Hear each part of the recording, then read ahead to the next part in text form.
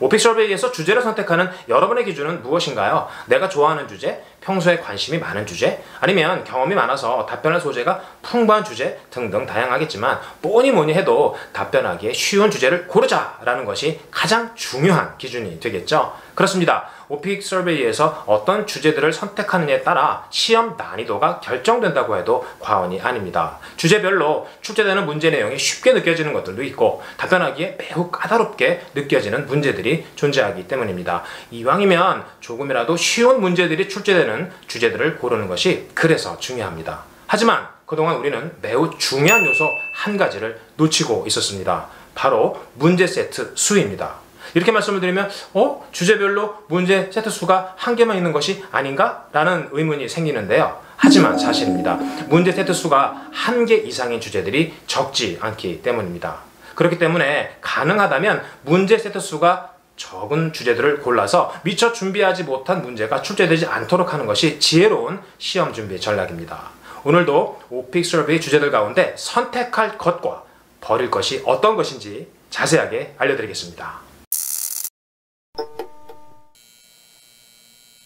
주제 이름만 보고 선택하지 말고 기출문제 내용을 확인한 후에 선택하자 시리즈 4탄.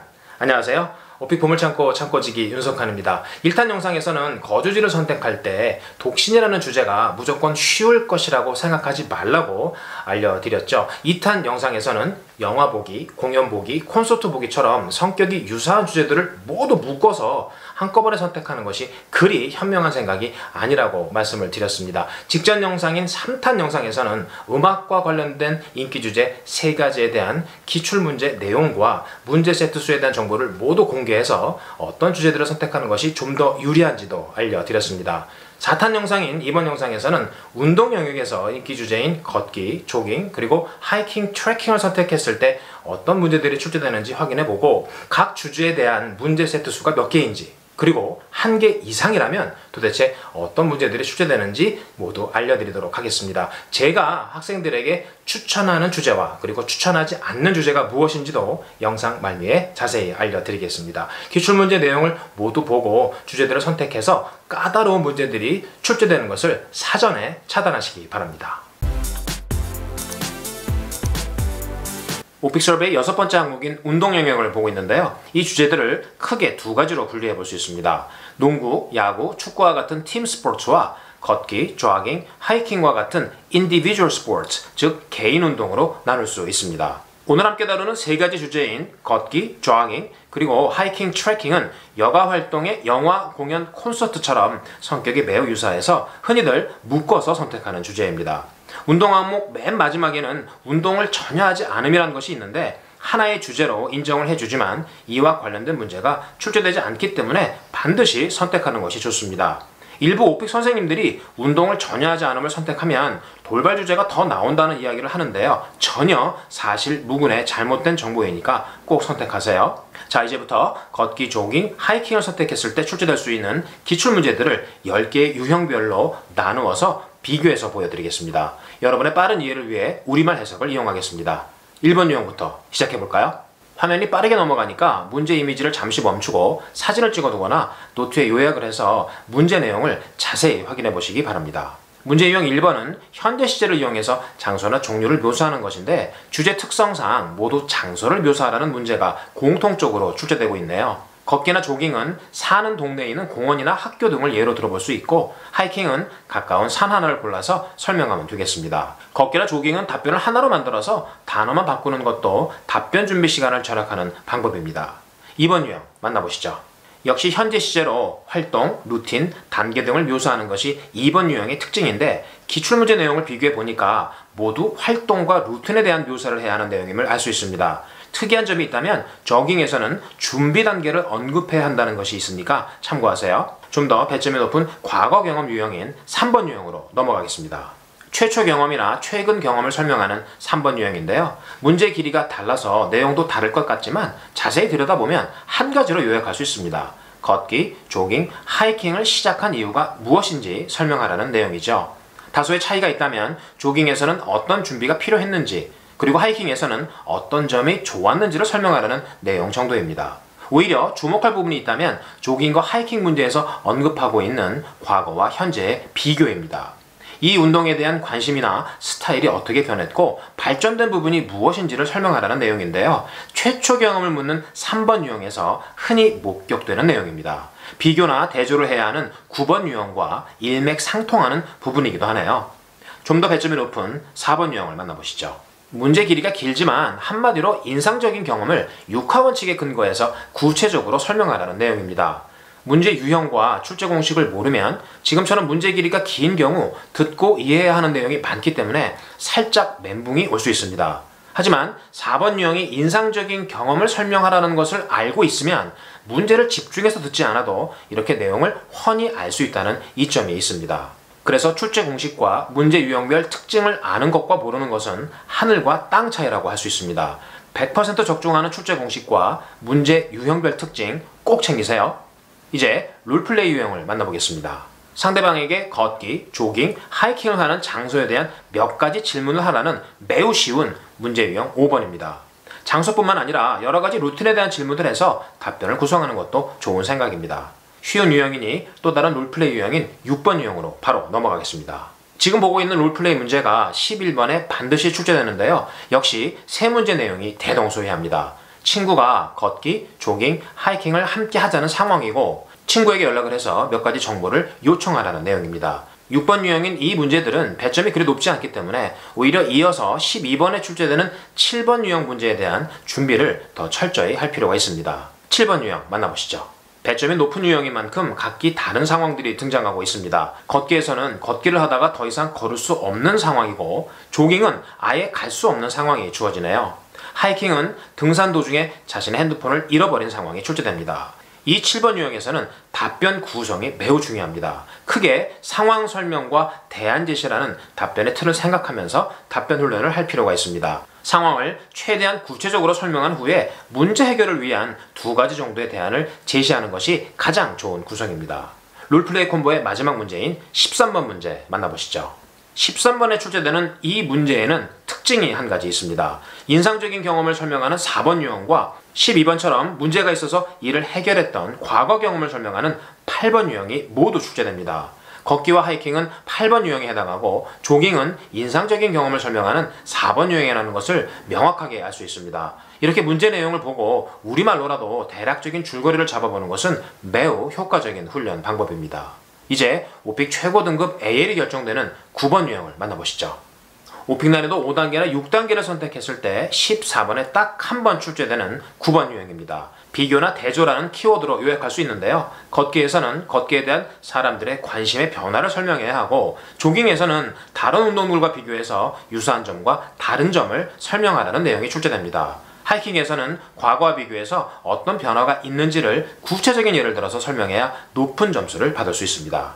이제 마지막 문제인 10번 유형을 비교해 보겠습니다. 제가 10번 유형만 집중적으로 다룬 영상에서 이 유형에 대한 별명이 있다고 말씀드린 것을 기억하는 분들이 있으실 텐데요. 바로 짬뽕 유형입니다. 사회적 관심사와 이슈에 대한 이야기를 해야 하는 유형이지만 주제별로 워낙 다양한 내용들이 나와서 제가 붙인 별명입니다.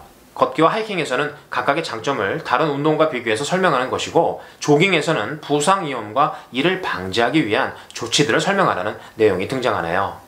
오픽 최고 등급인 AL을 목표로 시험 준비를 하는 분들은 카톡으로 연락을 주시면 14번과 15번 인기 주제 8개에 대한 양질의 스크립트를 모두 제공해 드리겠습니다.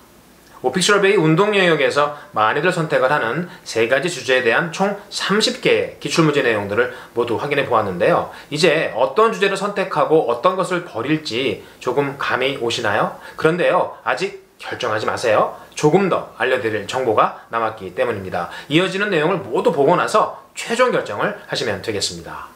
3가지 주제들 가운데 걷기나 하이킹을 선택했을 때 출제될 수 있는 또 다른 기출문제를 보여드리겠습니다. 다른 문제 유형들은 기존에 봤던 것들과 대동소이하지만 롤플레이는 다양한 상황이 등장하기 때문에 추가로 여러분들이 꼭 챙겨 두셔야 합니다. 걷기와 하이킹에 대한 6번 유형인데요.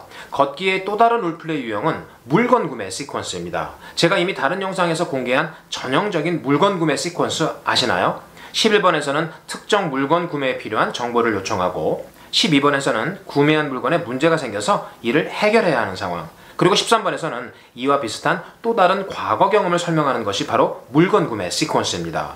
만약 11번에서 물건의 종류를 막론하고 구매와 관련된 내용이 나오면 거의 이 시퀀스로 나머지 문제가 진행이 되기 때문에 답변을 미리 준비하고 나서 다음 문제를 들을 수 있다는 이점이 있습니다. 하이킹 롤플레이가 좀 독특한데요. 직원들의 등산 계획을 세워야 하는데 상사에게 이에 대한 정보를 요청하는 상황입니다. 이어지는 12번 상황을 확인해 보겠습니다. 걷기는 이미 알려드린 물건 구매 시퀀스에 정확히 일치하는 문제 상황이 등장하고 있네요. 구입한 걷기용 신발에 문제가 생겨서 상점에 가서 이를 설명하고 해결하라는 내용입니다. 하이킹은 등산 당일 출발 장소에 모두 모였는데 직원 한 명이 아직 도착을 하지 않아서 직원들에게 이 상황을 설명하고 문제 해결을 위한 몇 가지 대안을 제시하라는 그런 상황인데요. 조금 까다롭게 느껴질 수 있는 내용이네요. 이제 롤플레이 콤보의 마지막 문제인 13번 문제를 만나보겠습니다. 걷기는 물건 구매 시퀀스와 정확히 일치합니다. 물건을 구입했는데 문제가 생겨서 이를 반품했던 경험을 구체적으로 설명하는 전형적인 8번 유형입니다. 하이킹도 8번 유형인 건 마찬가지인데요. 12번처럼 단체 행사에 늦어서 어려움이 있었던 과거 경험을 설명하는 내용이 출제됩니다. 오피서베이에서 제가 학생들에게 추천하는 주제는 걷기와 조깅 이렇게 두 가지입니다. 이 두 주제에 대한 문제들이 굉장히 유사해서 하나의 주제에 대한 답변으로 또 다른 주제에 대한 답변을 대신할 수가 있고 조금 전에 보았듯이 걷기라는 주제에 대한 문제 세트 수가 한 개가 더 있기는 하지만 롤플레이 콤보 내용을 살펴보니까 물건 구매와 관련된 것이어서 그리 어렵지 않기 때문입니다. 이쯤 되면 궁금증 하나가 생기시죠? 네, 바로 조깅이란 주제에 대한 문제 세트 수일 텐데요. 정답은 한 개입니다. 다시 말씀드려서 오늘 공개해드린 조깅에 관련된 10개의 기출문제가 전부라는 의미입니다. 여러분이 운동 영역에서 운동을 전혀 하지 않음을 제외하고 만약에 하나의 주제를 꼭 선택해야 한다면 저는 조깅을 추천합니다. 만약 2개의 주제를 선택해야 한다면 걷기를 포함시키는 것도 나쁘지 않은 생각입니다. 저는 개인적으로 하이킹과 트레킹이라는 주제를 추천하지 않습니다. 오픽서베이 인기 주제들에 대한 기출문제와 문제 세트 수에 대한 정보를 공개하면서 정말 많은 분들이 연락을 주고 계신데요. 특히 현장에서 오픽을 가르치시는 선생님들도 많이 연락을 주고 계십니다. 같은 분야에 종사하면서 좋은 정보를 서로 공유할 수 있다는 것 참 반가운 일이죠. 제가 오랜 세월 연구하고 분석한 내용들 중에 선생님들에게 도움이 되는 것이 있다면 기꺼이 함께 나누도록 하겠습니다. 이렇게 말씀을 드리면 조금 의아해하는 분들이 계신데요. 왜 오랜 세월 연구하고 분석한 고급 정보와 자료들을 무료로 나누냐고 말이죠. 제 나름의 이유가 있기 때문입니다. 오픽은 굉장히 복잡한 시험이어서 단기간에 분석이 어렵습니다. 제가 그것을 대신해 놓았으니까 그것을 가지고 가셔서 선생님들이 시간을 좀 절약했으면 좋겠다라는 마음이 있고요. 또 다른 한 가지는요. 이 오픽 자료들을 이용해서 선생님들이 계신 곳에서 최고의 오픽 선생님이 되세요라는 그런 바람도 있기 때문입니다. 그리고 제가 모르는 것들도 있기 때문에 선생님들을 통해서 제가 모르는 정보도 함께 공유하고 싶은 그런 마음도 있습니다. 오픽 선생님들 연락 많이 주세요. That's all for today. I hope you found this video helpful and useful. If you did, please make sure you click on the like button. It's the highest compliment. Also, I'd like you to check out my OPIC blog where you can find tons of useful OPIC information that you might not be able to find anywhere else. Thank you so much for tuning in. I'll see you next time. Bye.